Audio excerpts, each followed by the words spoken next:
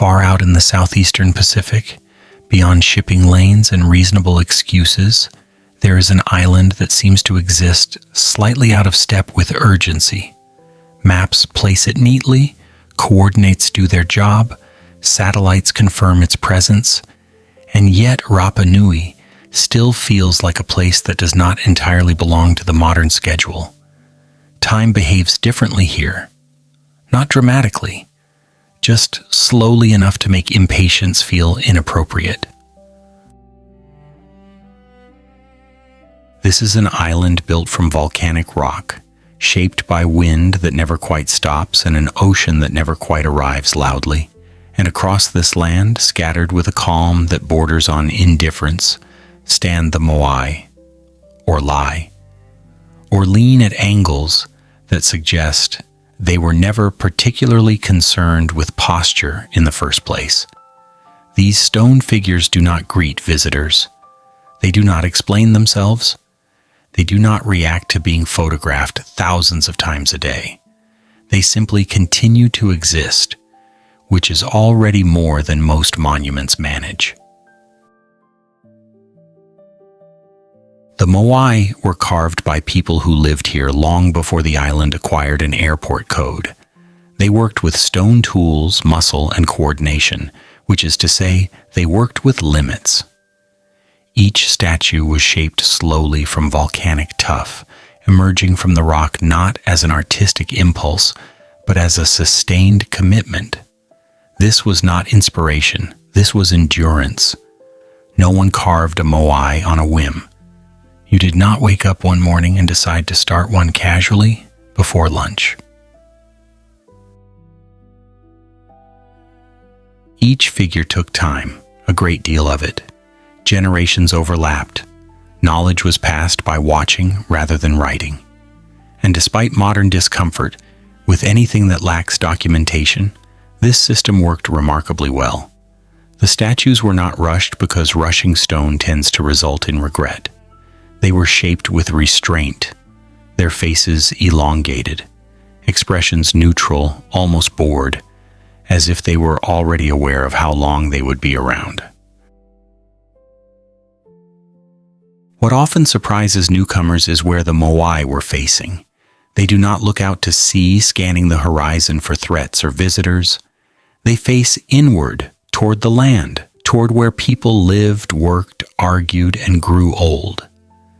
This detail is quietly revealing. These figures were not messages to the outside world. They were reminders meant for those who stayed. The island once held more trees than it does now, although this fact has been aggressively dramatized over time. The truth is less satisfying to those who prefer cautionary tales with sharp endings. Resources changed gradually. The landscape shifted slowly. People adapted because adaptation is what happens when panic is replaced by attention. Trees were used, land was reshaped. The island did not fall apart overnight. It simply adjusted. One small decision after another, which is far less exciting and far more realistic. Not every Moai was finished. Some remain half-carved, still attached to the quarry walls, faces emerging from stone as if paused mid-thought. Others lie along old transport routes, resting where they stopped. These statues are often described as abandoned, which says more about modern discomfort with unfinished things than about the past itself. Work stops for many reasons. Sometimes a generation ends. Sometimes priorities shift. Sometimes continuing no longer makes sense. None of these require disaster. When outsiders arrived centuries later, they found statues standing and statues lying down, and they assumed something terrible must have happened. This assumption has been repeated often enough to feel official, yet the island offers no evidence of panic, no mass destruction, no single moment of collapse. What it shows instead is continuity, softened by change, a society that did not disappear, but rearranged itself quietly. The Moai became less active participants in daily life and more part of the landscape itself. They lay in grass. They stood against the sky. Wind brushed over their faces without asking permission. They did not protest their stillness. They accepted it, which is perhaps why they unsettled later observers so deeply. We are uncomfortable with things that do not react. Centuries passed. The island continued. Life went on at a scale that did not attract attention.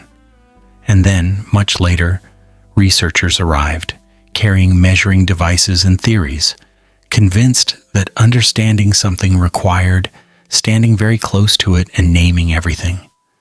To their credit, some learned to slow down. They followed roads that curved naturally with the land. They studied platforms that revealed careful engineering without instructions.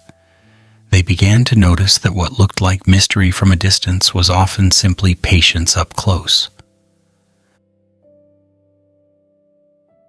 Restoration would come much later, but not yet.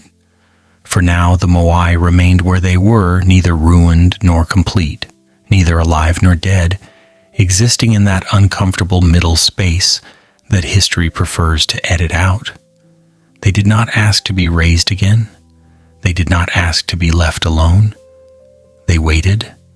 Stone, after all, is very good at waiting. The island that refused to collapse. If stone is good at waiting, land is even better at adjusting. This becomes clear once the conversation shifts away from statues and toward the island itself, because Rapa Nui never behaved like a stage waiting for a dramatic ending. It behaved like land usually does. It responded to pressure slowly. It changed shape without announcing it. And it continued to support life long after outsiders decided it should not have. The island did not experience a single moment where everything stopped working. There was no day when the last tree fell and everyone looked at each other in disbelief. That version of events is appealing because it fits neatly into a warning, and warnings are comforting. They allow modern observers to feel wiser by contrast. But the land offers no evidence of such theatrical timing. What it shows instead is gradual change, stretched across generations that did not experience it as crisis, only as adjustment. Trees were used, that much is clear. They were needed for tools, transport, shelter, and daily life. Over time, fewer remained, but fewer does not mean none, and loss does not automatically mean panic. People shifted practices. Stone replaced wood where possible. Gardens were protected with low walls. Rocks were arranged to trap moisture and shield crops from wind. These were not desperate measures. They were practical ones, the kind that appear when people pay attention rather than cling to habit. The Moai did not stop being relevant during this shift. They simply became quieter participants. Their construction slowed, then paused, not because the society collapsed, but because societies change focus. The need to raise more statues diminished. The need to feed people did not. Stone figures already standing continued to face the villages. Others remained where they were, neither celebrated nor destroyed. They were allowed to exist without instruction, which is a luxury most things do not receive. What often goes unmentioned is that daily life on Rapa Nui continued for centuries after statue construction slowed. People lived near the coast where food was reliable and the land more forgiving. Fishing patterns adjusted, farming adapted. Homes were built low and sturdy, angled carefully to the wind. Paths remained, worn by repeated use rather than design. Children were born, elders aged, Stories were told that did not include a dramatic ending because those stories were not needed. This is where modern imagination struggles. We prefer histories that end loudly. We distrust continuity that does not announce itself. Yet the island does not reward that preference. It offers terraces, stone gardens, and carefully shaped landscapes that speak of long-term thinking rather than sudden desperation. These structures do not look like the work of people who believed the world was ending. They look like the work of people who believed tomorrow was likely and worth preparing for. When European visitors arrived, they encountered an island already shaped by centuries of adaptation. They saw fewer people than they expected. They saw statues standing and others lying down, and they assumed the absence of familiar markers meant absence of order. This assumption would travel far. It would be repeated, refined, and eventually dressed in academic language. But it remained an assumption, one that the land itself quietly contradicted. The fallen statues were not smashed. Their faces were intact. Their bodies rested gently against the ground. Many lay close to platforms rather than scattered randomly. If destruction had been the goal, the evidence would look different. What the island shows instead is deactivation, not violence. The Moai were no longer central to daily function, but they were not rejected. They were allowed to age into the landscape, which is a kind of respect rarely recognized as such. Life on the island became less centered around monument building and more centered around balance. Fields expanded in protected pockets. Stone circles trapped heat and moisture. Small innovations accumulated, none of them dramatic enough to be remembered individually, but together forming a system resilient enough to last. This is not the kind of story that headlines survive on. It is too quiet, too practical, too ordinary. And yet this ordinariness is precisely what unsettles the modern observer. We are trained to look for failure where change occurs. We assume that stopping means losing. But stopping can also mean enough statues, enough stone raised, enough memory already anchored in place. The island did not forget the Moai. It simply stopped needing to build more of them. Centuries passed in this state. The Moai stood or rested. The land continued to produce food. The sea remained generous. And the people lived within the limits they understood, adjusting slowly as conditions shifted. No single generation experienced the full arc of change. Each one inherited a world that mostly worked and passed on a world that mostly worked. That is not collapse. That is continuity with variation. Later observers would struggle with this idea. It left little room for moral instruction. It did not confirm fears or flatter intelligence. So the story was reshaped. Collapse was inserted. Drama was added. The island became a lesson rather than a place. And like most lessons built on simplification, it said more about the teacher than the subject. Archaeology, over time, began to complicate this picture. Soil studies revealed sustained cultivation. Coastal remains showed continued fishing activity. Stone structures indicated ongoing maintenance rather than abandonment. Roads were reused. Platforms were repaired selectively. Nothing suggested a sudden stop. Instead, everything pointed to gradual recalibration. The Moai themselves reflect this process. Their presence did not vanish, it softened. They became part of the terrain rather than the center of attention. Grass grew around them, wind polished their surfaces. Moss settled into cracks. They did not demand restoration. They did not protest neglect. They waited. which stone does very well. This waiting confused outsiders who expected meaning to announce itself. The statues did not collapse into ruin. They did not disappear. They occupied a middle state, neither sacred object nor debris. They were simply there. This made them difficult to categorize, which is often mistaken for mystery. By the time serious research resumed centuries later, the island had already demonstrated its resilience quietly.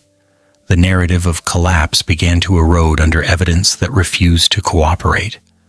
What remained was a far less dramatic but far more human story, a place where people made choices within constraints, where monuments were built, then set aside without resentment, where land was worked patiently and memory was allowed to rest without constant reinforcement. The unsettling part of this story is not that the island failed, it is that it did not. It adapted without spectacle, it survived without instruction manuals, and it left behind evidence of a society comfortable with slowing down when continuation mattered more than display. The Moai remained standing or lying, not as warnings, but as witnesses. They watched a world change around them without commentary, and the island continued to hold them, steady and unbothered, long after others decided a tragedy would have been more educational. When silence becomes the evidence.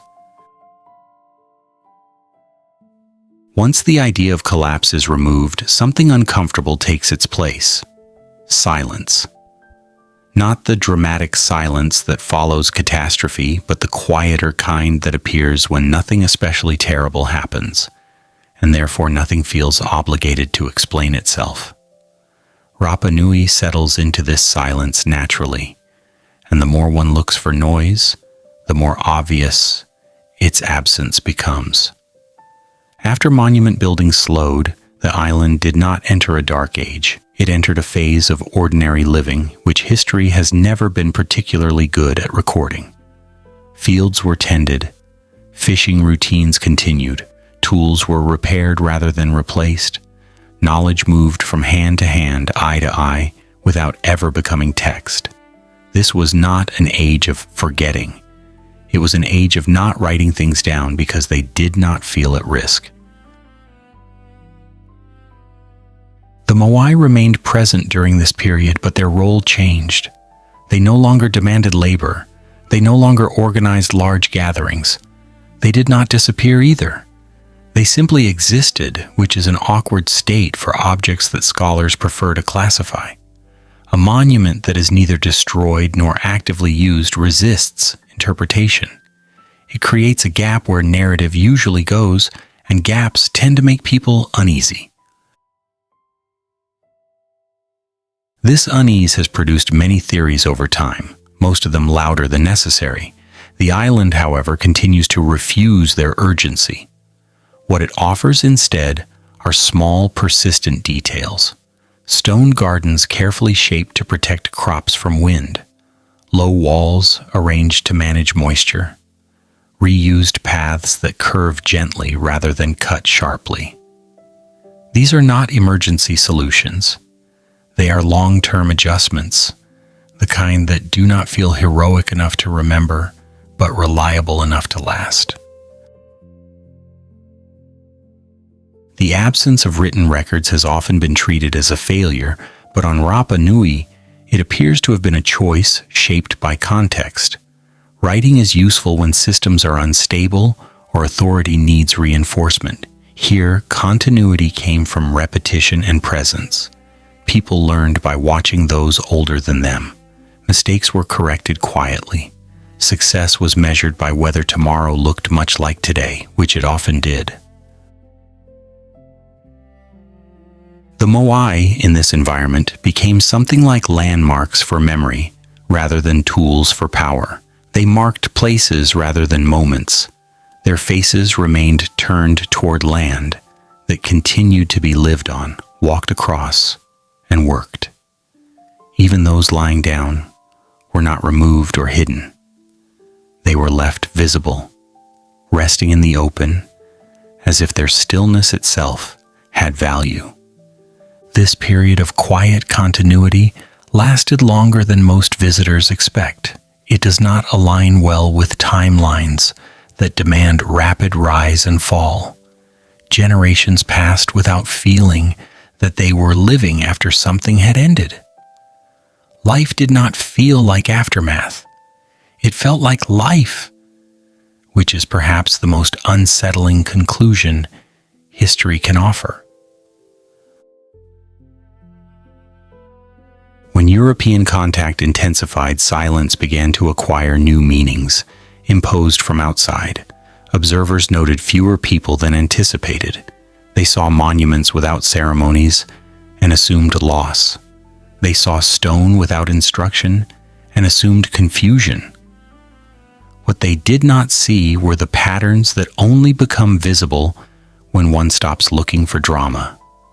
Accounts from early visitors often reflect more about the observers than the island. Expectations of hierarchy, written law, and visible authority shaped interpretation. Where these markers were absent, deficiency was assumed. Yet the island continued to function without them, quietly and effectively, which raised questions few were prepared to answer. Over time, the Moai became symbols in other people's stories. They were used to illustrate cautionary tales about environmental mismanagement or social failure. These stories traveled widely because they offered clarity. They had villains. They had endings. They also had very little patience for nuance. The land itself resisted these simplifications. Excavations revealed sustained use of agricultural systems. Coastal evidence showed ongoing fishing activity. Wear patterns on tools indicated maintenance rather than abandonment. Even the Moai platforms themselves showed signs of selective care rather than neglect. Some were stabilized, others were left alone. Decisions were made, not abandoned. What emerges is a picture of a society comfortable with letting things rest. This is not the same as giving up. It is the recognition that not everything needs to continue at the same intensity forever. Monument building had served its purpose. Memory had been anchored, identity had been established. The need to repeat the gesture diminished, and so it was allowed to stop. This kind of restraint is difficult to recognize because it does not announce itself. It leaves behind silence rather than ruins. And silence invites interpretation, often of the wrong kind. We tend to fill quiet spaces with our own fears, projecting collapse where there was only transition. The Moai, in their stillness, complicate this impulse. They do not look like debris. They look deliberate even when resting. Their forms remain intact. Their expressions remain unreadable. They do not invite pity. They do not appear defeated. They simply occupy space without explanation. This quality unsettles modern observers who are accustomed to objects that demand engagement. We expect things to either function or fail visibly. The Moai do neither. They persist. They wait. They do not signal urgency, which makes them difficult to place within narratives that rely on escalation. Silence also characterized the way knowledge was preserved during this period. Oral tradition continued without spectacle. Songs were passed on. Stories shifted gently with each telling, adjusting to context rather than freezing in time. This fluidity has often been mistaken for loss, but it functioned as resilience. Knowledge that adapts survives longer than knowledge that insists on precision. As the outside world continued to interpret Rapa Nui from a distance, the island itself remained largely unconcerned. Life adjusted to new pressures gradually. Population numbers shifted. External influences arrived unevenly. Yet the underlying rhythm of land, sea, and routine held steady. The Moai watched these changes without comment, which is consistent with their earlier role. What becomes clear in this phase is that absence of evidence is not evidence of absence. Silence does not indicate failure, it indicates a lack of need to announce survival. The island did not collapse loudly enough for history to notice, and so history assumed it must have collapsed quietly, which is a very different claim. The unsettling realization is that much of human continuity likely looks like this. Quiet, unremarkable, resistant to summary. Entire lifetimes pass without contributing to grand narratives, yet the world continues to function because of them. Rapa Nui is not exceptional in this regard. It is simply visible. The Moai remain the most visible markers of this quiet endurance. They stand or lie across a landscape that does not ask them to justify their presence. They are not ruins awaiting explanation. They are reminders that meaning does not always increase with activity. By the time modern research began to approach the island with patience rather than urgency, the silence had already done its work. It had preserved patterns. It had softened edges. It had allowed continuity to outlast interpretation. And it had left behind a question that remains difficult to answer comfortably. What if nothing went wrong? What if the island did exactly what it needed to do? What if the Moai stopped, not because something failed, but because something was finished? Stone does not answer these questions. It never has. It continues to wait, allowing time to pass without commentary, trusting that those who arrive too loudly will eventually learn to lower their voices. The long work of being misunderstood. Silence rarely remains silent for long. Eventually someone decides it must mean something, and once that decision is made, the silence is no longer allowed to exist on its own terms. This is where Rapa Nui enters a different phase of its history, not one shaped by the island itself, but by the stories told about it elsewhere. When scholars, travelers, and institutions from far beyond the Pacific began to take sustained interest in the island, they arrived carrying expectations already formed. They expected timelines with clear beginnings and endings. They expected progress followed by failure. They expected monuments to either dominate or disappear. What they found instead was a landscape that refused to cooperate with those expectations. And this refusal was interpreted not as a clue, but as a problem to be solved. The Moai were central to this confusion. They were clearly important, yet they did not behave like monuments elsewhere. They did not sit neatly within a rise and fall narrative. Some stood upright, others rested on the ground, and many did both over long periods of time. They were not consistently maintained, yet they were not vandalized. They were not hidden, yet they were not constantly reactivated. To observers accustomed to sharper categories, this ambiguity felt unsettling. Rather than accept ambiguity, interpretation rushed in to fill the space. The island was recast as a warning. Environmental collapse became the preferred explanation, not because the evidence demanded it, but because the story was useful. It offered a moral lesson. It made the past legible. It allowed the present to feel temporarily superior.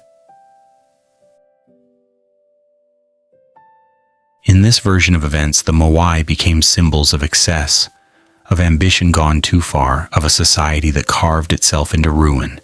It was a compelling story. It traveled well. It fit neatly into lectures, documentaries, and policy discussions. It also simplified the island into something manageable, which is often the real goal of historical narrative. What this interpretation required, however, was selective attention. It emphasized deforestation without acknowledging adaptation.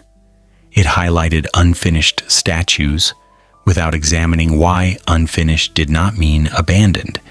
It treated population change as failure rather than fluctuation.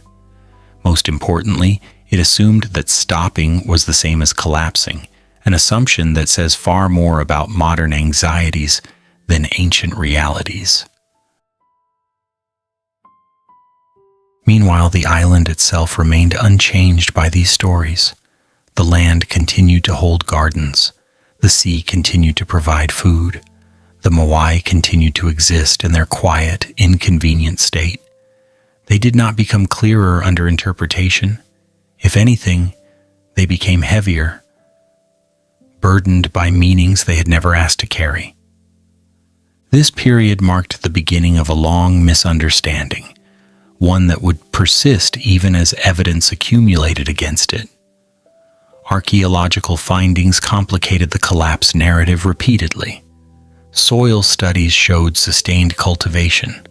Stone structures revealed careful planning rather than desperation. Wear patterns suggested maintenance, not neglect. Yet the story endured, largely because it had already found its audience. Misunderstanding has momentum. Once an idea is established, it becomes easier to repeat than to revise. Rapa Nui was no longer just an island. It was a case study, a metaphor, a lesson waiting to be applied elsewhere. And like many metaphors, it became less accurate the more confidently it was used. The Moai suffered a similar fate. They were photographed, cataloged, and explained endlessly. Their stillness was interpreted as evidence of failure. Their silence was mistaken for emptiness. Their presence was reduced to a single question. What went wrong? This question, repeated often enough, began to feel inevitable.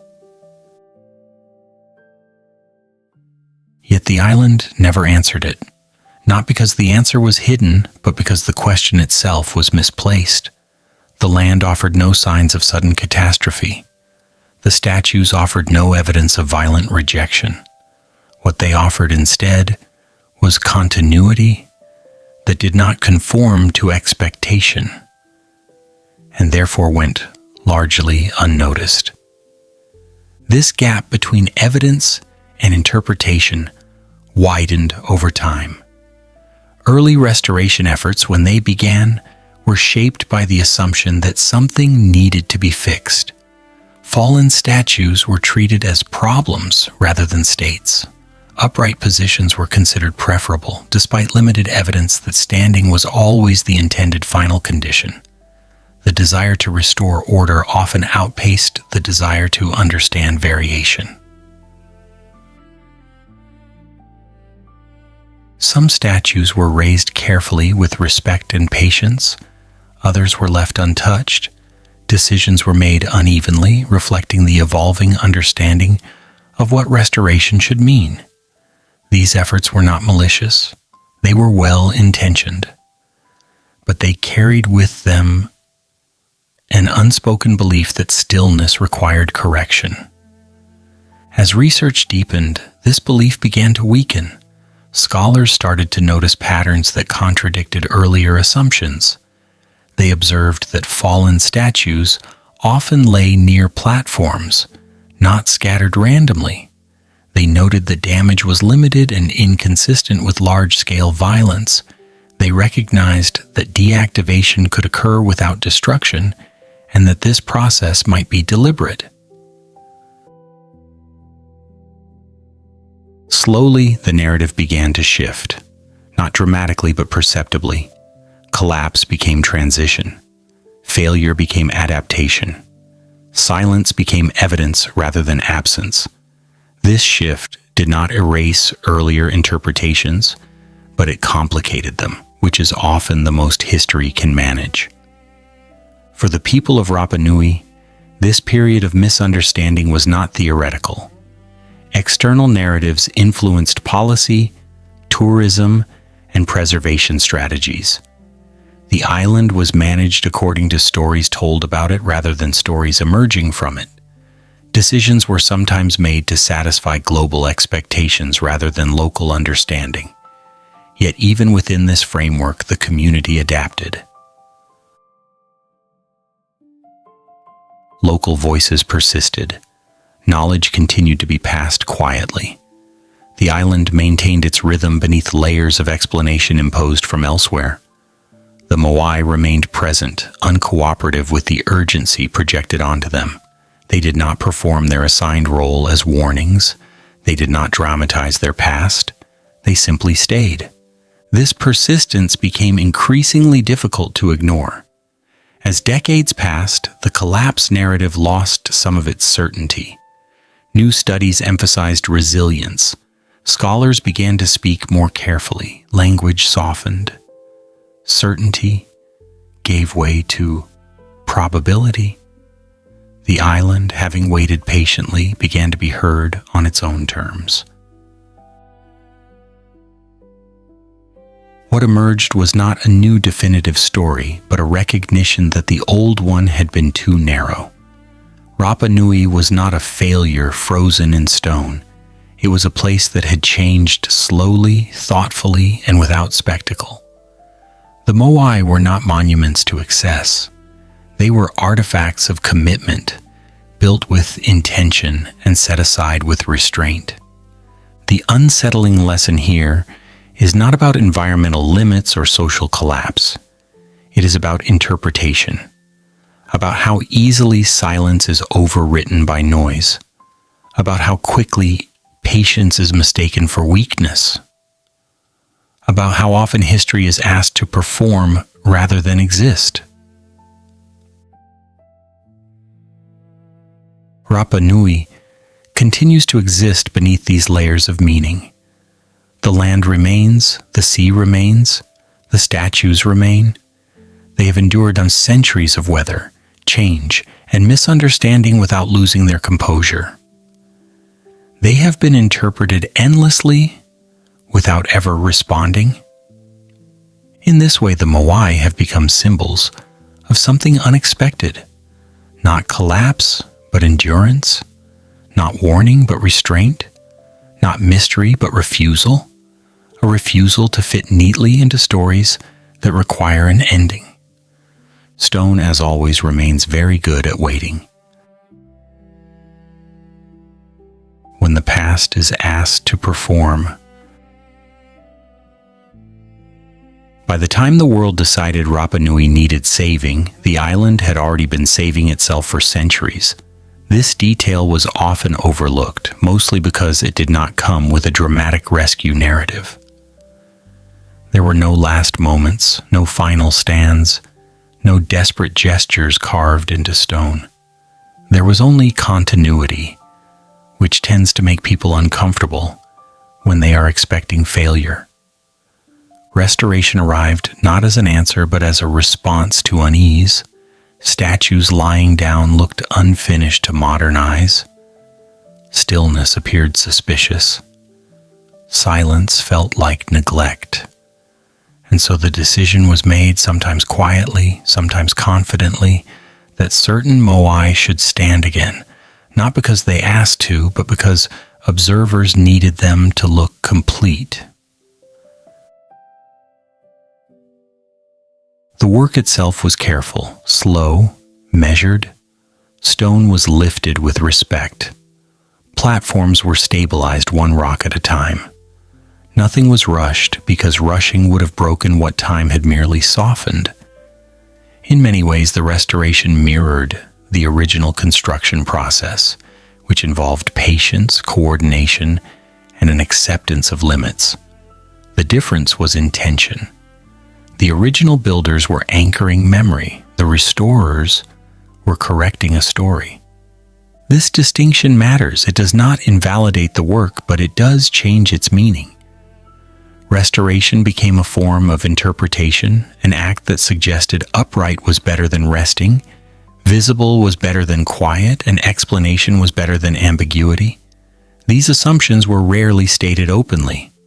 They were simply embedded in the work. Some Moai were raised again to their platforms. Others were left where they lay. Decisions were made based on stability, evidence, and sometimes aesthetics.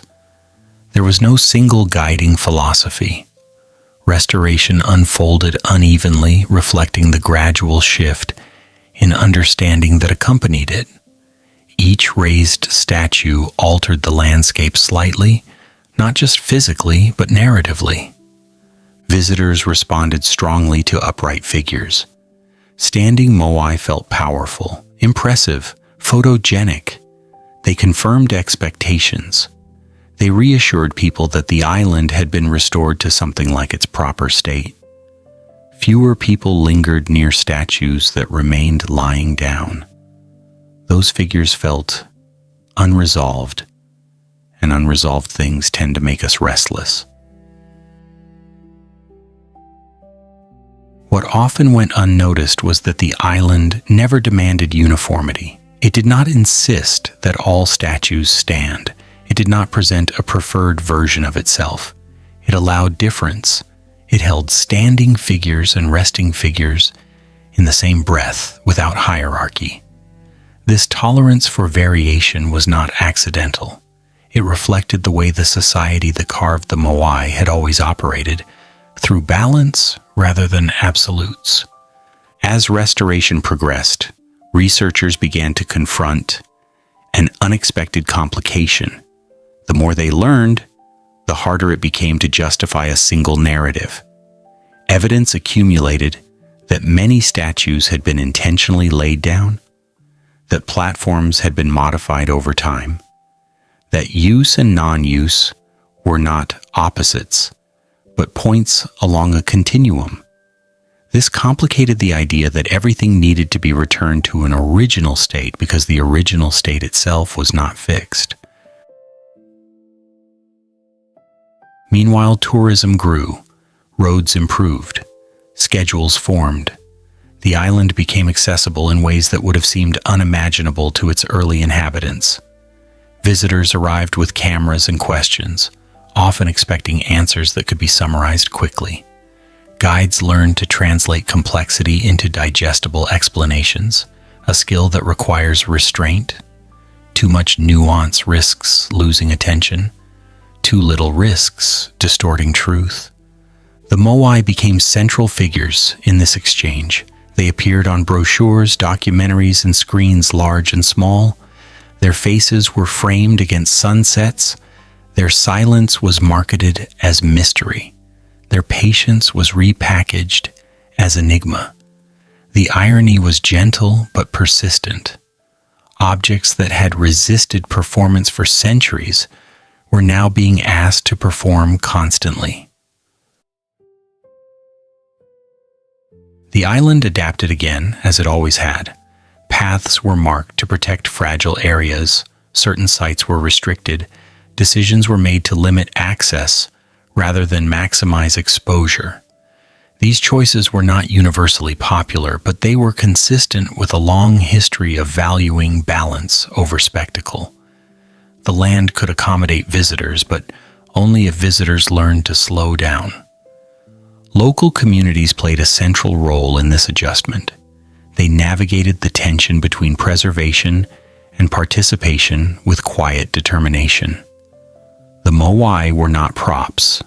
They were part of the land, and the land was not a stage. It was home. This perspective shaped how restoration and tourism were approached, often in subtle ways that outsiders barely noticed. Language once again became important. The The words used to describe the Moai began to change. Collapse softened into transition. Failure gave way to adaptation. Silence was reconsidered as choice rather than absence.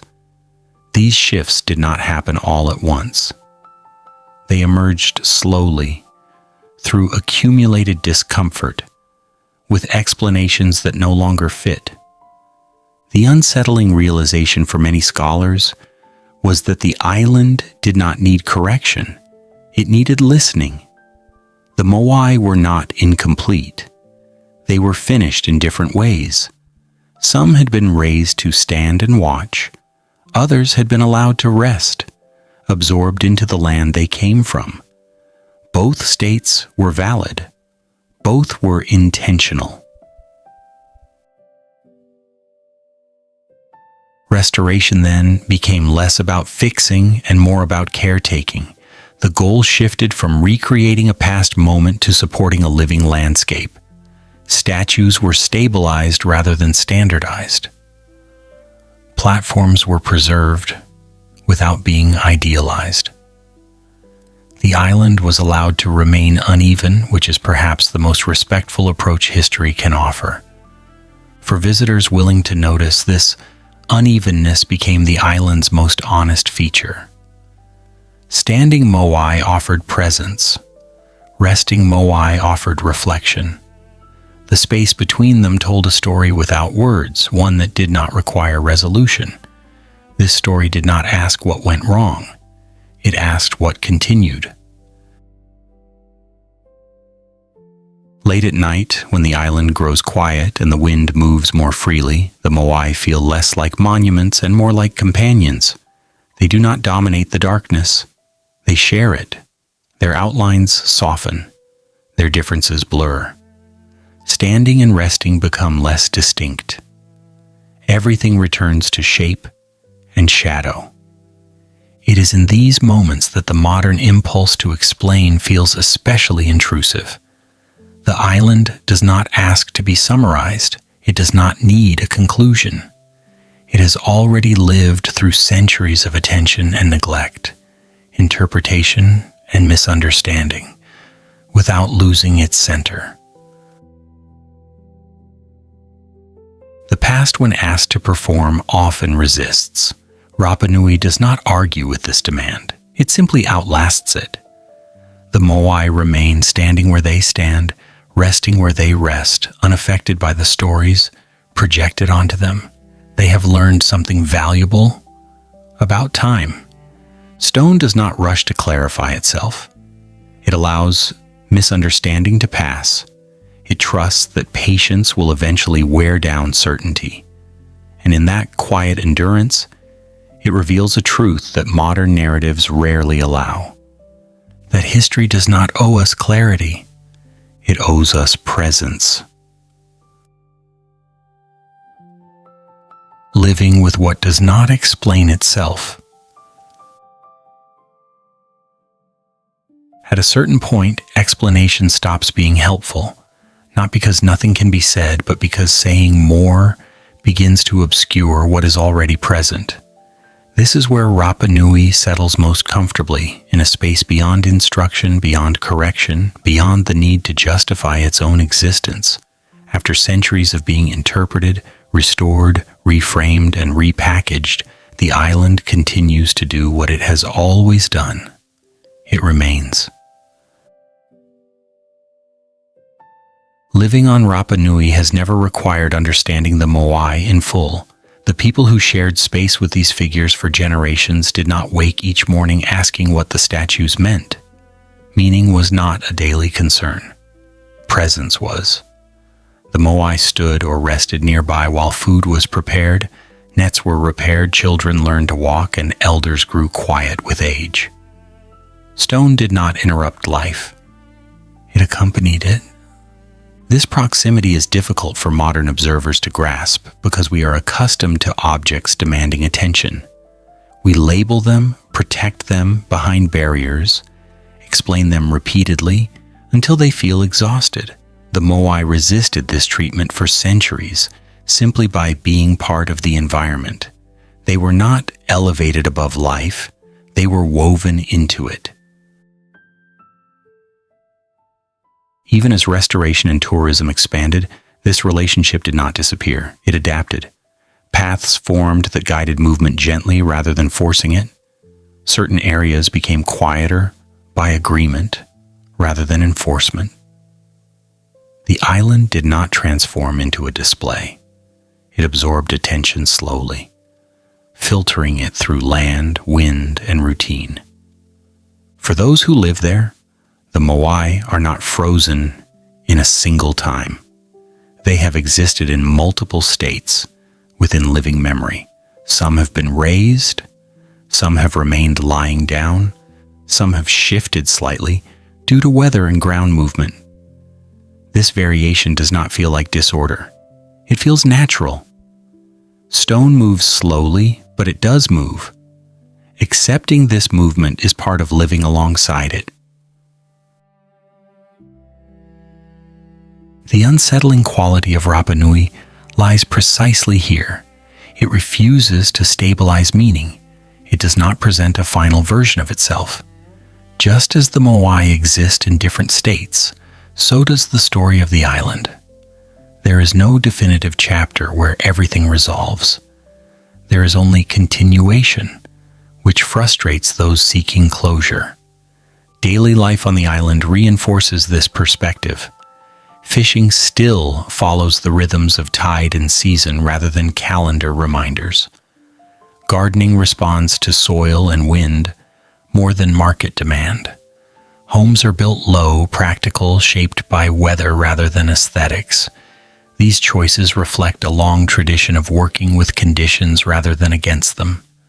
The Moai stand nearby, not as reminders of past greatness, but as witnesses to this ongoing negotiation with reality. Visitors sometimes sense this difference without being able to articulate it. They describe feeling calm or unsettled or strangely quiet when standing near the statues. They often search for an explanation, assuming the sensation must point to hidden knowledge or ancient secrets. In truth, the feeling comes from encountering something that does not respond to expectation. The Moai do not perform meaning. They withhold it. This withholding is not defensive. It is neutral. Stone does not hide answers. It simply does not prioritize them. The island offers no central narrative voice, no authoritative inscription, no concluding statement. Instead, it presents layers of presence and allows interpretation to exhaust itself against them. Over time, researchers working closely with local communities began to notice this pattern. The most productive work did not come from imposing frameworks, but from observing relationships. How land and stone interacted, how people navigated space, how decisions were made incrementally rather than dramatically. Understanding emerged slowly and only when urgency was set aside. One of the more difficult adjustments for scholars was accepting that some questions had no useful answers. Why were certain statues left unfinished? Why were some laid down while others remained standing? Why did monument construction slow when it did? Each question invited speculation, but the island provided no confirmation. Evidence suggested multiple causes rather than a single explanation. This multiplicity resisted summary. In many cases, the most honest response became silence, not ignorance but restraint, a recognition that interpretation has limits and that exceeding those limits often produces distortion rather than clarity. This restraint marked a significant shift in approach. The island was no longer treated as a puzzle to be solved, but as a place to be understood gradually. Living with this uncertainty requires patience. It also requires humility.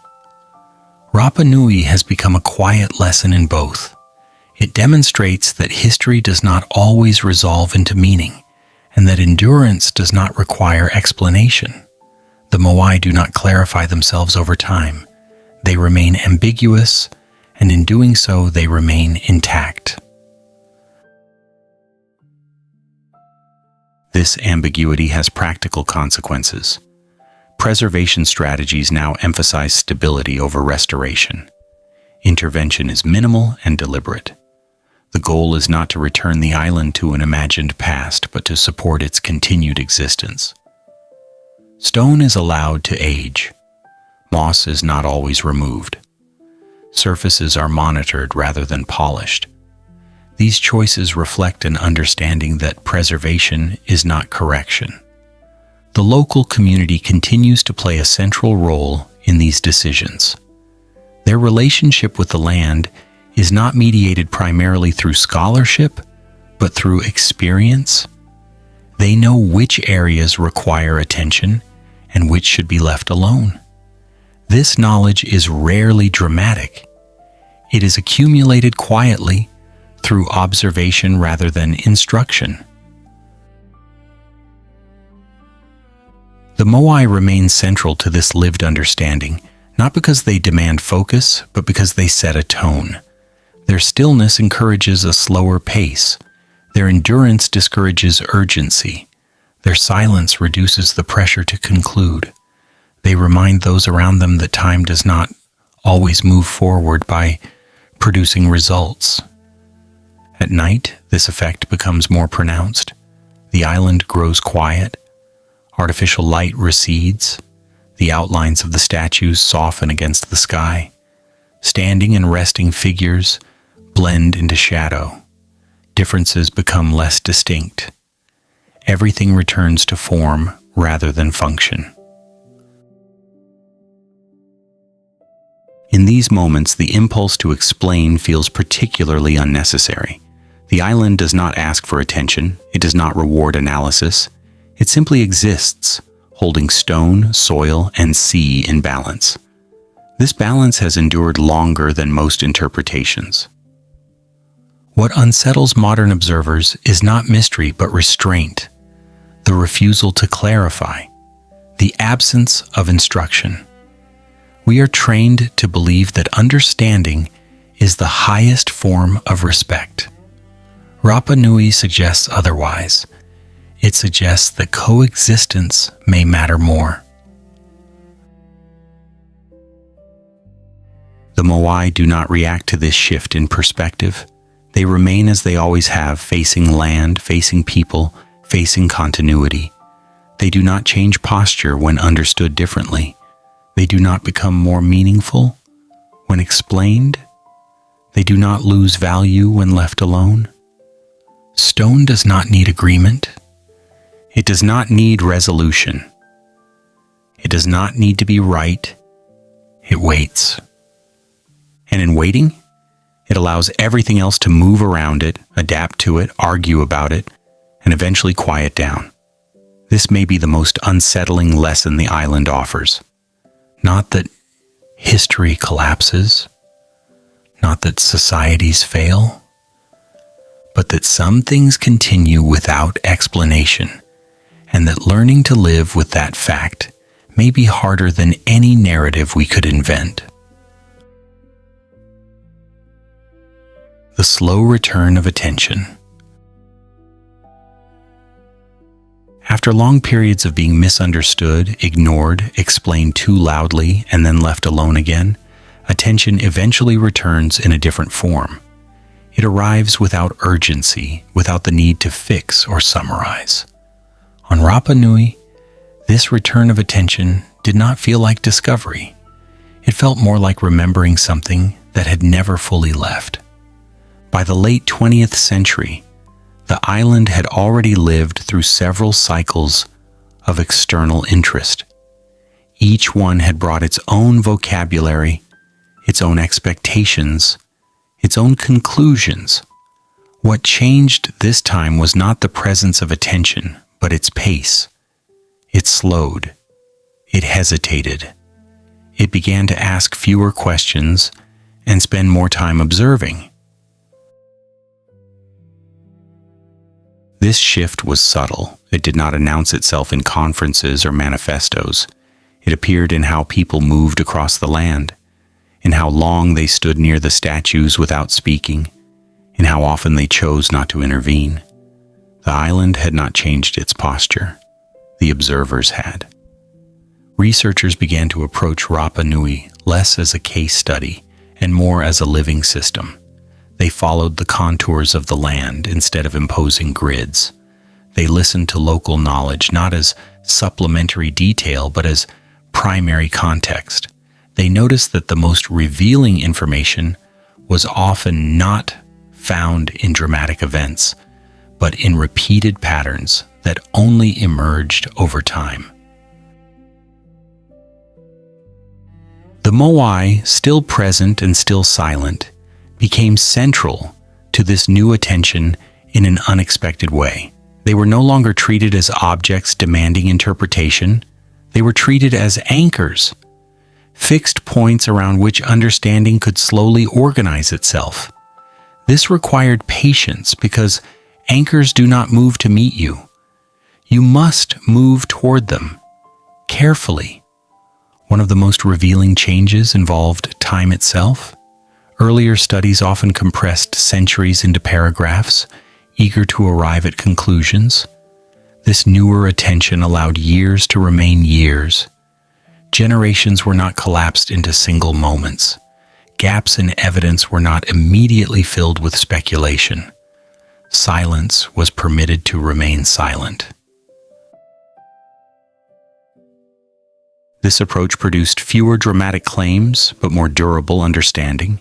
Patterns of land use became clearer when observed over long durations. Subtle shifts in settlement emerged without being forced into narratives of loss. The island began to appear less like a warning and more like a conversation, one that required listening rather than instruction. Local communities noticed this difference immediately. Attention that arrives quietly is easier to live with. It does not demand performance.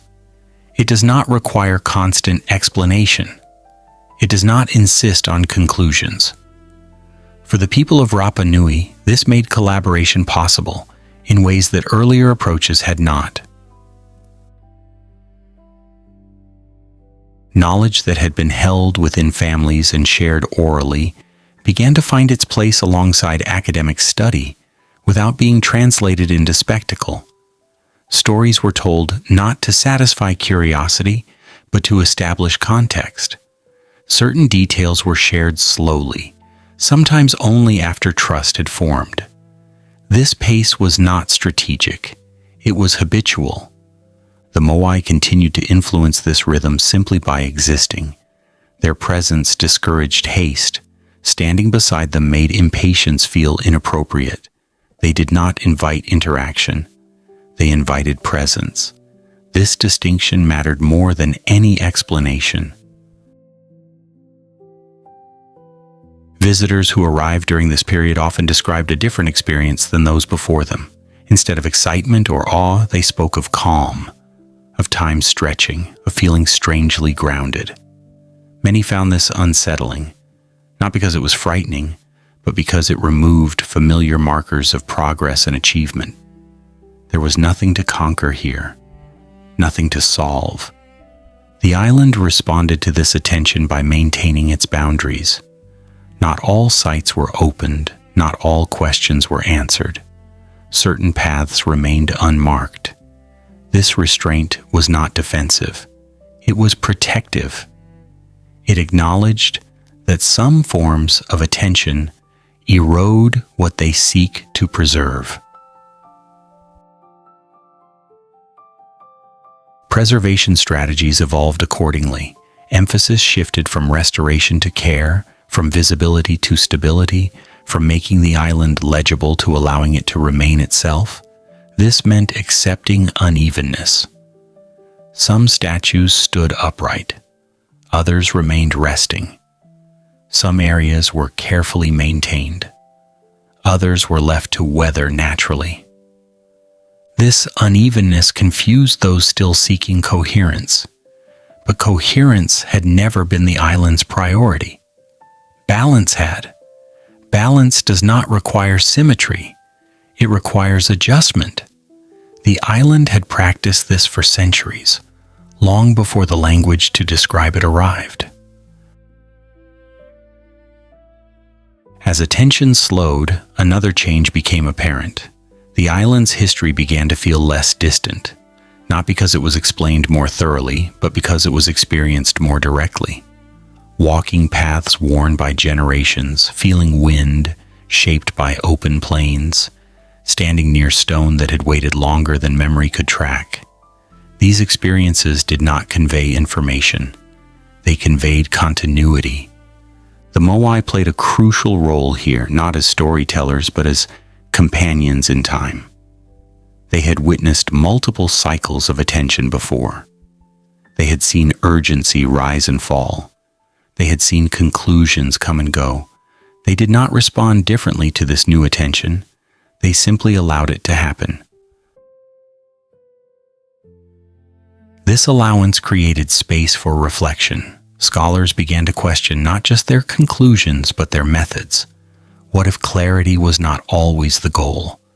What if ambiguity was not a failure of knowledge, but a condition of it?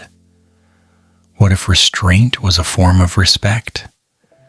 These questions did not produce immediate answers. They produced slower thinking. This, in turn, affected how history was written. Language softened. Certainty diminished. Conditional statements replaced definitive ones. The island was no longer presented as a solved problem. It was presented as an ongoing presence. For those accustomed to decisive narratives, this was frustrating. For those willing to stay longer, it was clarifying. The absence of final answers allowed patterns to emerge organically. The story of Rapa Nui became less about what happened and more about how things continued. This shift also affected how the Moai were perceived. They were no longer reduced to symbols of excess or failure. They were understood as outcomes of specific choices made within particular constraints. They were recognized as products of patience, coordination, and restraint, qualities that rarely survive dramatic retelling. Living alongside this understanding required adjustment. It meant resisting the urge to extract lessons too quickly. It meant allowing the island to remain partially unreadable. This unreadability was not a barrier, it was a feature. The island continued to teach without speaking, through its land management, through its seasonal rhythms, through the way stone and soil interacted over time. These lessons were not portable. They could not be summarized easily. They required presence. At night, when attention naturally quieted, this became especially clear. Without the pressure of observation, the island returned to itself. Wind moved across the land. The sea maintained its rhythm. The Moai receded into shadow, indistinguishable from one another. Standing and resting, figures became silhouettes rather than statements. In these moments, the idea of explanation felt unnecessary. Nothing was being clarified, nothing was being resolved, and yet nothing felt incomplete. The island did not need attention to exist. Attention needed the island to slow down. This realization marked a turning point, not in the island's history, but in how it was approached. Attention that slows becomes care. Care that resists conclusion becomes stewardship. Stewardship that respects uncertainty allows continuity. The Moai had waited for this shift without expectation. They had endured centuries of noise and silence alike. They did not change when attention softened. They simply remained. And in remaining, they allowed something rare to happen. They allowed attention to mature, to lose its urgency, to become something closer to listening. Stone does not reward impatience. It does not confirm assumptions. It does not adjust to interpretation. It waits, And eventually, those who stand near it long enough begin to understand that waiting is not emptiness. It is space. Space for attention to slow. Space for meaning to loosen its grip. Space for history to breathe without needing to be explained. The island after the questions stop. There comes a moment, usually late at night or early in the morning, when questions lose their urgency. They do not disappear, but they loosen their grip. On Rapa Nui, this moment seems to arrive naturally, carried in by wind, softened by distance, and reinforced by the quiet endurance of stone. After centuries of being asked to explain itself, the island begins to reveal what it looks like when explanation is no longer the priority. This does not mean understanding vanishes. It means understanding changes shape. It becomes less verbal, less linear, less interested in conclusions. The island does not become clearer in the way a solved problem does. It becomes familiar, which is a very different experience, and one that modern thinking often undervalues. By the time attention slowed and interpretation softened, Rapa Nui had already absorbed generations of external narratives. Collapse, warning, mystery, redemption. Each had passed over the island like weather, leaving traces but not altering its structure. What remained underneath was the same rhythm that had always governed life there. Land responded to seasons. The sea followed its tides. Stone aged without commentary. The Moai continued to occupy their places in this rhythm. Some stood upright, their silhouettes sharp against open sky. Others rested quietly on the ground, partially absorbed by grass and time. This difference no longer demanded explanation.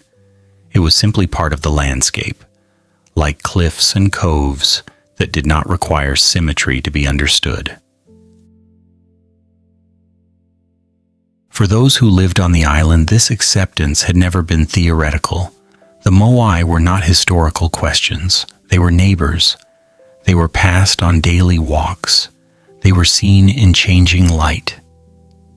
They were ignored when attention was needed elsewhere. This familiarity stripped the statues of drama and replaced it with something far more durable: presence. As visitors arrived under this new atmosphere of slower attention, many found themselves unsure how to behave. There was less instruction, fewer signs, more space. Some mistook this for lack of information. Others sensed that something different was being offered, an invitation not to know, but to be. The island did not organize itself around visitor experience. It did not choreograph awe. It did not funnel curiosity toward predetermined conclusions. Instead, it maintained its own pace, trusting that those who stayed long enough would adjust. Some did. Some did not. The island did not respond either way.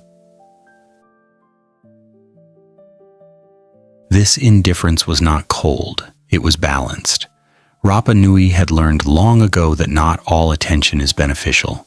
It had learned that curiosity can be extractive when it insists on answers. It had learned that silence protects what explanation sometimes erodes. The Moai embodied this lesson effortlessly. Their expressions did not change based on interpretation. They did not appear more meaningful when photographed, nor less meaningful when ignored. They remained consistent, which quietly challenged the assumption that meaning must be activated to exist. This challenge extended into preservation practices as well. Conservation increasingly focused on minimizing interference. Monitoring replaced manipulation. Stability was favored over visibility. In some cases, statues were left to weather naturally, their erosion understood as part of their continued life rather than a failure of care. These decisions unsettled those who equated preservation with control. Allowing stone to age felt irresponsible to some, yet the island had been aging stone responsibly for centuries. The Moai were not fragile objects awaiting rescue. They were durable participants in an ongoing environment. As academic language evolved to reflect this understanding, it grew less confident. Words like definitive and conclusive appeared less often. Probability replaced certainty. Context replaced verdict. This shift did not weaken knowledge. It made it more honest. The island, of course, did not acknowledge this change. It did not adjust its posture in response to better scholarship.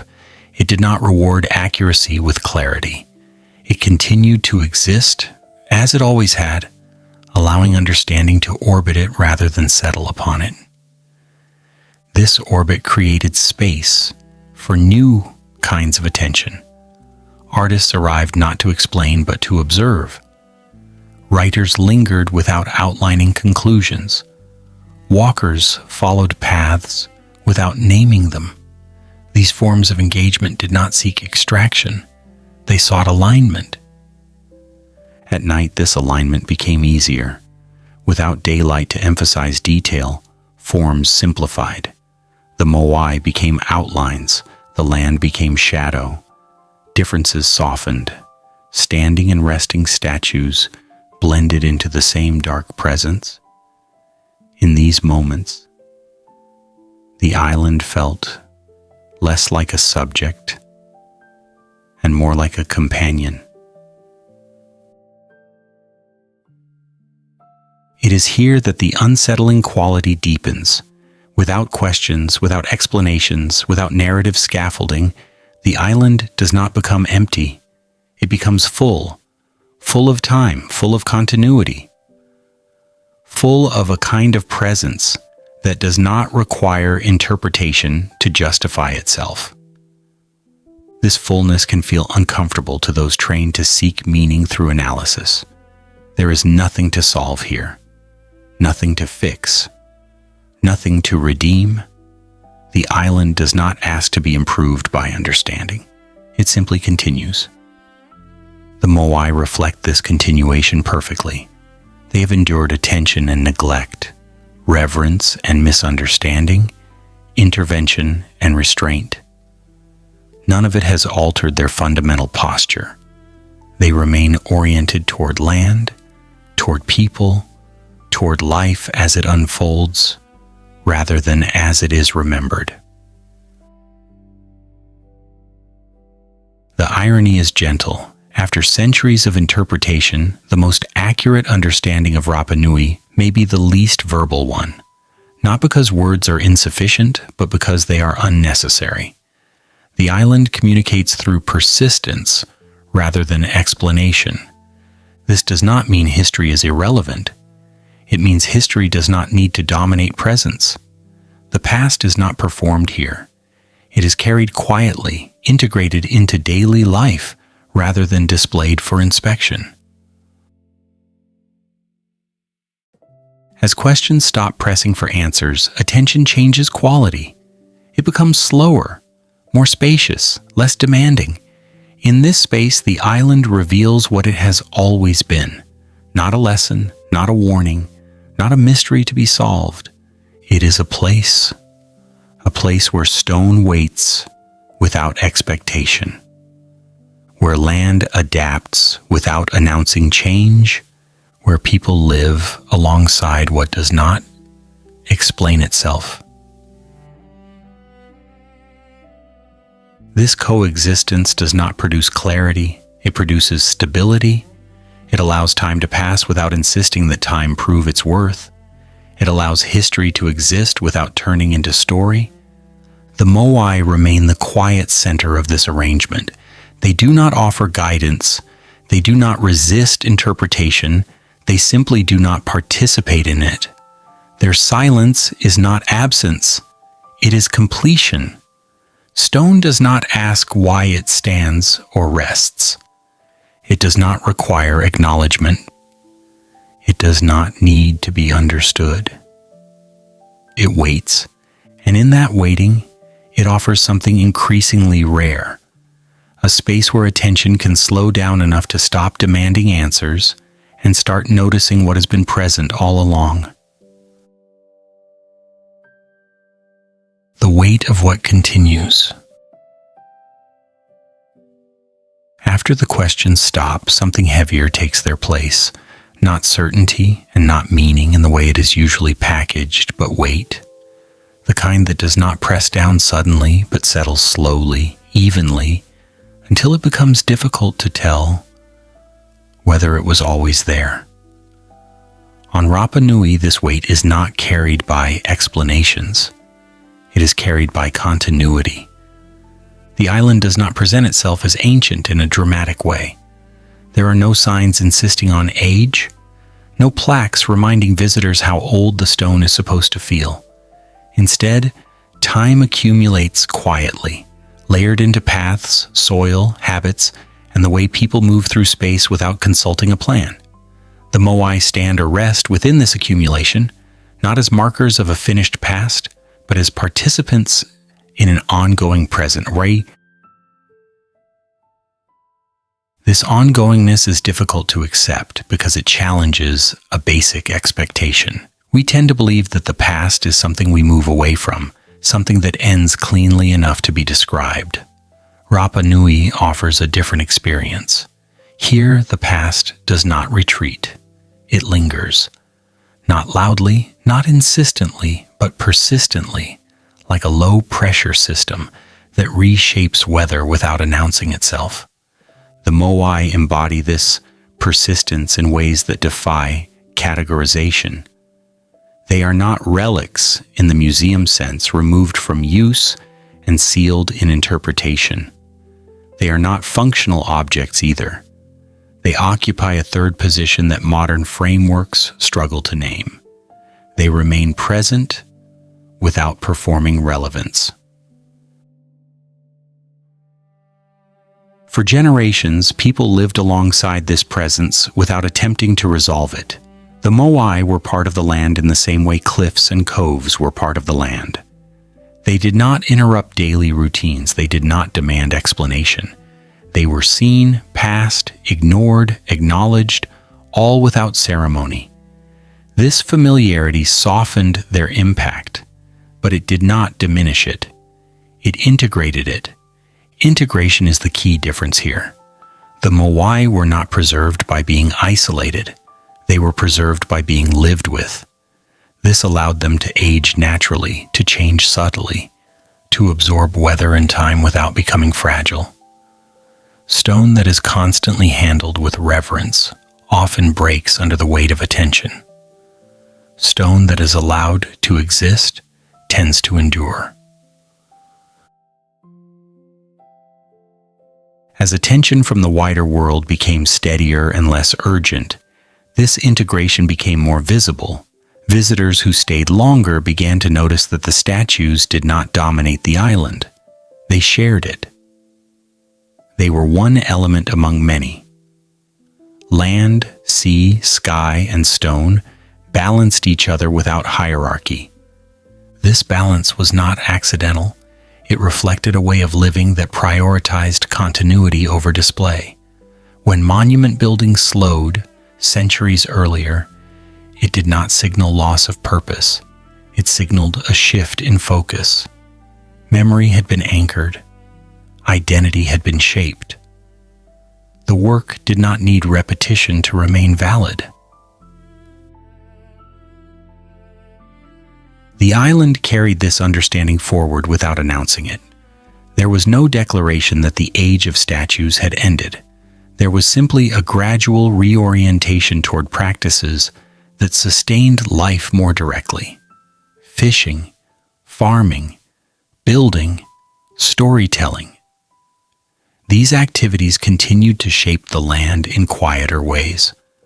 Modern interpretations often miss this subtlety because they search for endpoints. They ask when something stopped rather than how something continued.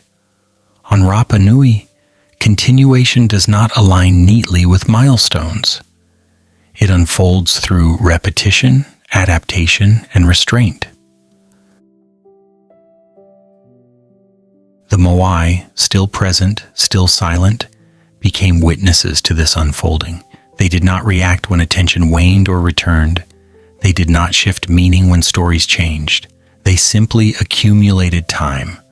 This accumulation gives them weight, not in mass, but in presence. Standing near a Moai for an extended period often produces a subtle discomfort. Not fear, not awe, but a quiet awareness of duration. The statue has been there longer than any personal narrative can accommodate. It will likely remain longer than current explanations. This realization does not inspire urgency. It dissolves it. The island reinforces this effect. Paths do not hurry the walker. Distances feel longer than they are. Wind slows movement. The sea repeats itself without variation. Everything conspires to stretch perception of time just enough to make efficiency feel misplaced. This stretching reveals something important. When urgency recedes, value changes. Productivity becomes irrelevant. Achievement loses clarity. What remains is maintenance, care, attention that does not seek reward. For the people who live on Rapa Nui, this orientation is practical rather than philosophical. Life on a small island requires awareness of limits. It rewards patience. It punishes haste gently but consistently. The Moai, immobile and indifferent, serve as constant reminders of this reality without needing to be instructive. Children grow up seeing the statues daily. They do not associate them with collapse or mystery. They associate them with landscape, with direction, with home. This relationship strips the Moai of symbolic excess and returns them to something simpler and more durable: familiarity. Familiarity does not erase significance. It stabilizes it. When something is familiar, it does not need to justify itself. It does not need explanation to remain meaningful. It simply continues to be part of life. This continuity unsettles outside narratives that depend on transformation. Stories of rise and fall require visible change. Rapa Nui offers gradual adjustment instead. It offers persistence without climax. This makes it difficult to use as a lesson, which may be its most honest contribution. The weight of what continues is not dramatic. It does not press suddenly. It settles. It asks nothing. It does not argue. It simply occupies space and time long enough to make other concerns feel temporary. As preservation efforts matured, this understanding became more explicit. Conservation shifted towards supporting processes rather than restoring appearances. Erosion was monitored rather than reversed. Vegetation was managed rather than eliminated. Stone was stabilized rather than polished. These choices acknowledged that aging was not failure. It was evidence of ongoing relationship between material and environment. The Moai, aging visibly, reinforced this approach. Their surfaces changed, edges softened, textures shifted. None of this diminished their presence. If anything, it deepened it. They became records of weather, time, and restraint. This restraint extends to interpretation as well. Scholars now speak more cautiously. Certainty is replaced by range. Conclusions are framed as provisional. Silence is allowed to remain. This does not weaken understanding. It aligns it more closely with reality. The island has always resisted finality. It does not conclude. It continues. This continuation is not passive. It involves constant adjustment, constant care, constant negotiation with environment and history. The Moai stand or rest within this process, neither directing nor resisting it. Late at night, when the island grows quiet and attention naturally slows, this process becomes perceptible. Without daylight, details fade. Without explanation, forms simplify. The Moai become shapes rather than objects. The land becomes presence rather than landscape. Everything aligns around endurance rather than meaning. In these moments, the island feels heavy, not in burden, but in depth. The weight is not oppressive, it is grounding. It reminds those present that not everything needs resolution, that some things persist precisely because they are not forced into conclusions. This persistence does not belong to the Moai alone. It belongs to the land that holds them, to the sea that surrounds them, to the people who live alongside them, to the routines that repeat without comment. The island does not celebrate its survival. It does not frame itself as resilient. These are labels applied from outside. From within, life simply continues. The Moai remain where they are. The land responds to seasons. The sea moves in and out. The sky changes light. This ordinariness is the final resistance. It denies drama. It denies lesson. It denies the need for interpretation to justify existence. The island does not collapse into meaning. It expands into time. Stone remains very good at waiting. But the island teaches something slightly different. It teaches that waiting is not empty. It is full of continuity, full of care, full of what remains when stories quiet down and attention learns to rest. When time stops, asking for proof. At a certain depth of continuity, time stops asking to be proven. It no longer needs dates, diagrams, or confidence to justify its passage. It simply moves quietly with the assurance of something that has learned it does not require permission. On Rapa Nui, this moment is not dramatic. It does not arrive with revelation or insight. It arrives when the need to explain fades, and the island is allowed to exist without defense. By this stage, the Moai are no longer encountered as historical objects. They are encountered as presences, not symbols, not warnings, not mysteries waiting for resolution, but steady shapes that share space with people, weather, and routine. Their endurance is not a spectacle. It is a condition. This condition reshapes perception slowly. Visitors who remain long enough begin to notice that time behaves differently here. Hours stretch. Distances feel elastic. Days pass without demanding narrative.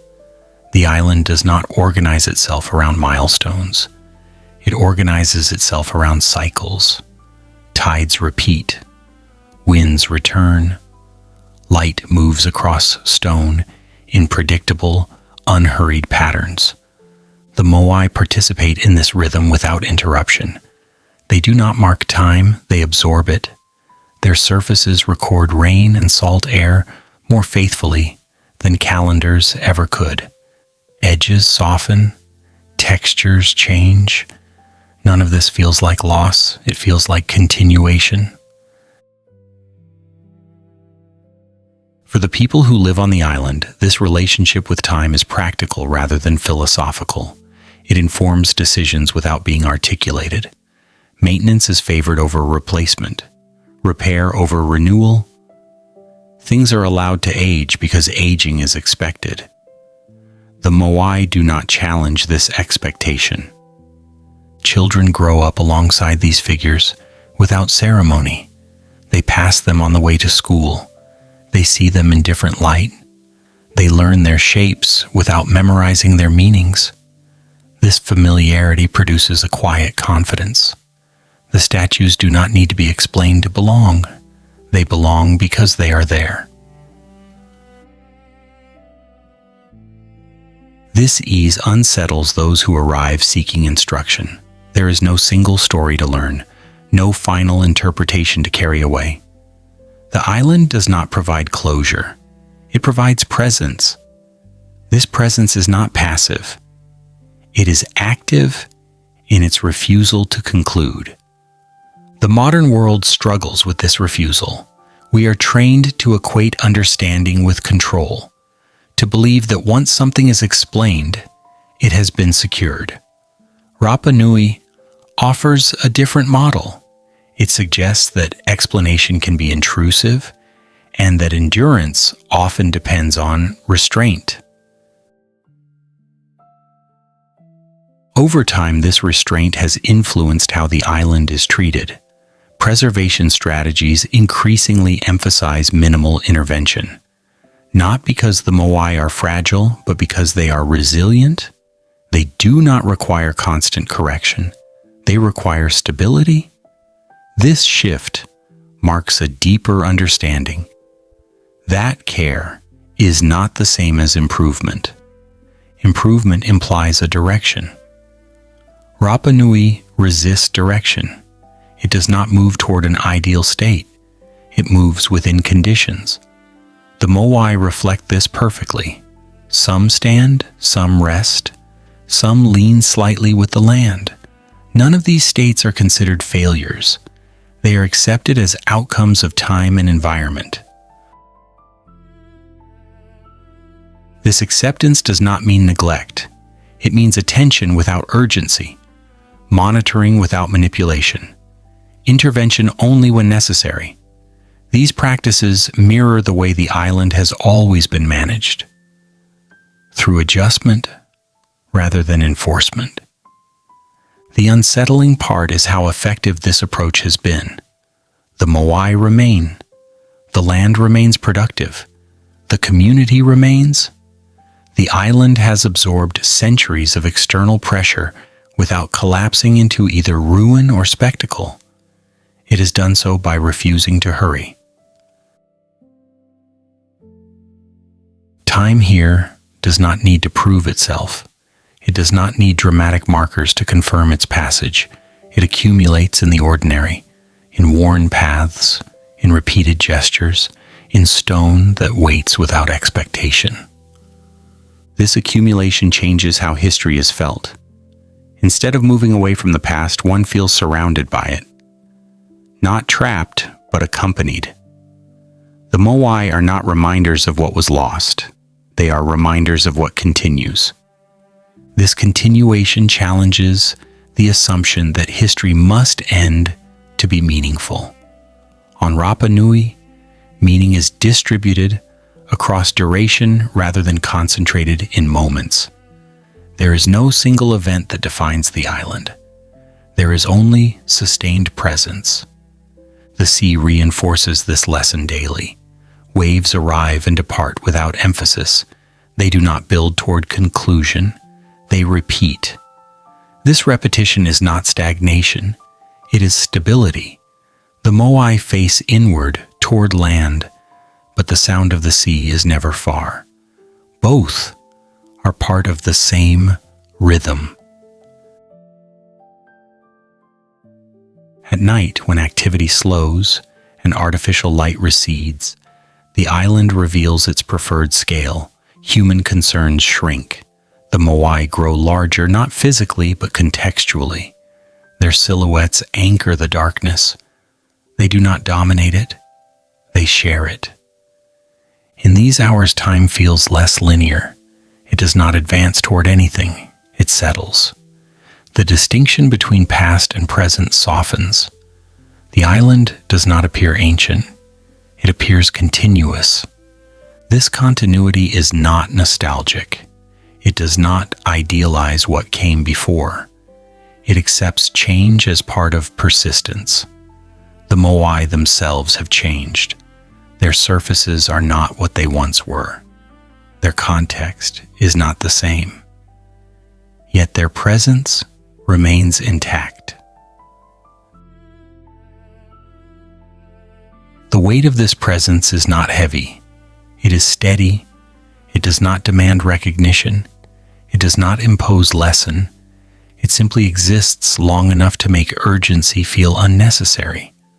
Those who encounter this weight often describe it indirectly. They speak of calm, of quiet, of something difficult to name.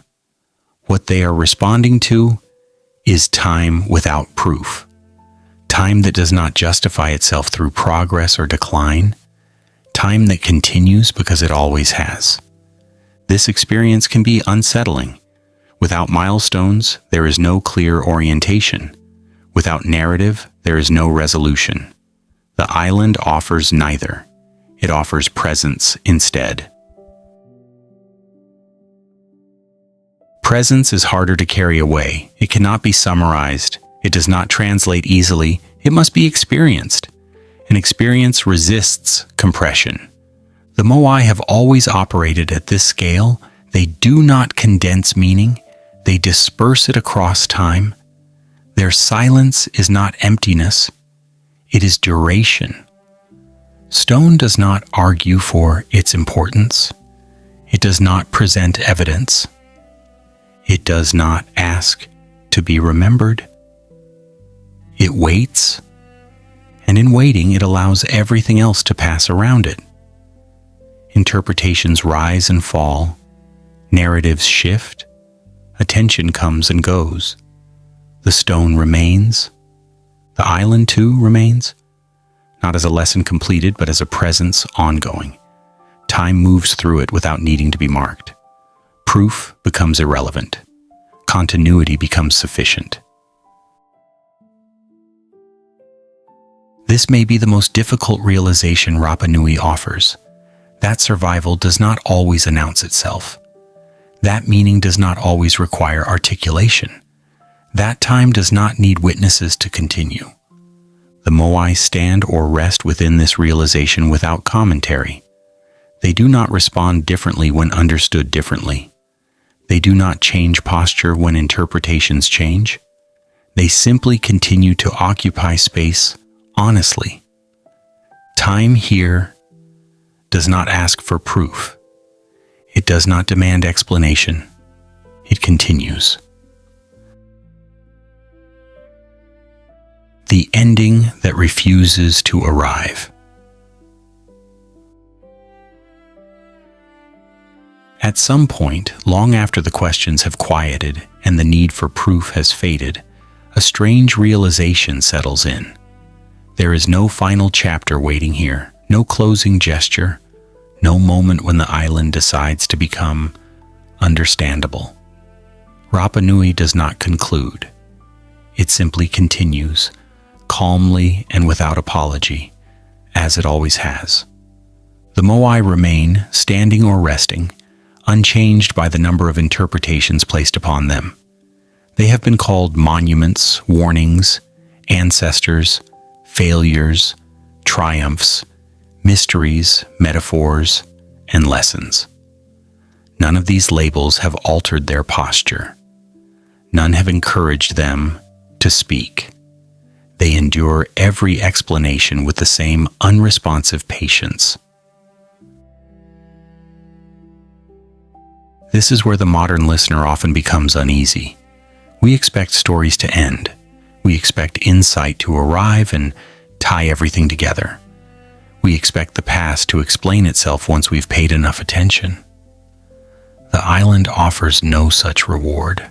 Instead, it offers something more difficult to accept. Continuity without justification. The Moai were never designed to deliver a conclusion. They were not meant to summarize a civilization or announce its decline. They were built to exist within a living world, not to stand apart from it. Once they had anchored presence into the land, their task was complete. There was no need to repeat the gesture endlessly. Stone does not need to rehearse its purpose. What remains now is not a relic of something lost, but evidence of something ongoing. People continue to live on the island. They wake, work, rest, and age in the same landscape shaped by stone and wind. The Moai are not distant reminders of a vanished world. They are neighbors. Familiar shapes, passed without comment. Their silence does not feel empty. It feels settled. This everyday coexistence undermines every dramatic narrative imposed upon the island. Collapse becomes irrelevant when life continues. Mystery dissolves when presence is normalized. The island refuses to perform history as spectacle. It insists on living it quietly. At night, when artificial light recedes and the horizon softens, this refusal becomes easier to sense. The Moai lose detail. They become outlines rather than objects. Standing figures and resting figures blur into the same dark shapes. Differences that once demanded explanation no longer matter.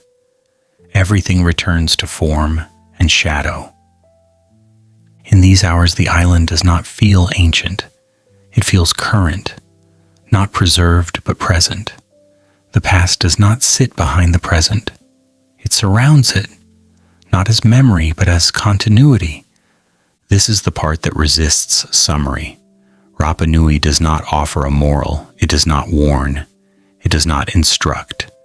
It allows itself to be misread repeatedly and remains unchanged by the misunderstanding. Stone is remarkably tolerant of projection. The Moai have watched visitors arrive convinced they were about to understand something important. They have watched those same visitors leave carrying conclusions that would eventually be replaced by others. They have endured centuries of certainty without confirming any of it. Their silence has outlasted confidence every time. What the island reveals, if one remains long enough, is not an answer but a posture, a way of existing that does not depend on explanation, a way of holding time without compressing it, a way of allowing meaning to remain loose rather than fixed. This posture feels unsettling because it offers no reassurance. It does not confirm that things will improve or decline. It does not suggest that progress is inevitable or that collapse is instructive. It simply demonstrates persistence. And persistence, when stripped of narrative, can feel strangely heavy. The weight here is not burden. It is duration, the kind that accumulates quietly until urgency begins to feel unnecessary. The kind that reminds the listener that most of human existence passes without commentary, without turning points, without conclusions worth naming. The Moai remain witnesses to this truth. They have seen attention arrive too early and too loudly. They have seen it fade. They have seen it return, slower and more careful. None of this has changed their relationship with the land. They face inward, toward people, toward life, toward continuity. Stone does not need to be understood to remain meaningful. It does not need an ending to justify its presence. It does not ask to be remembered. It waits. And the island waits with it, not in expectation but in acceptance. Accepting weather, accepting erosion, accepting change that arrives without drama, accepting the passage of time without demanding evidence of its value. This acceptance is not passive. It is practiced daily in small decisions, in choosing repair over replacement, in allowing unevenness, in resisting the urge to correct what time has shaped gently. These practices are not heroic. They are sustainable. As the world beyond the island accelerates, demanding clarity, conclusions, and constant explanation, Rapa Nui remains deliberately uncooperative. It offers no final interpretation, no definitive story, no closing argument. Instead, it offers presence. The Moai do not bow to understanding. They do not become clearer with attention. They do not soften into sentiment. They remain what they are, stone shaped by hands long gone, held by land that continues to adapt, watched by people who have learned that not everything needs to be resolved. This is not an ending in the traditional sense. It is an acknowledgement that some things do not end. They persist quietly, indifferent to narrative, content to exist without commentary. As listening slows and attention loosens, this becomes easier to accept. The need for closure fades. The story does not finish. It settles. Stone remains very good at waiting. The island remains very good at continuing.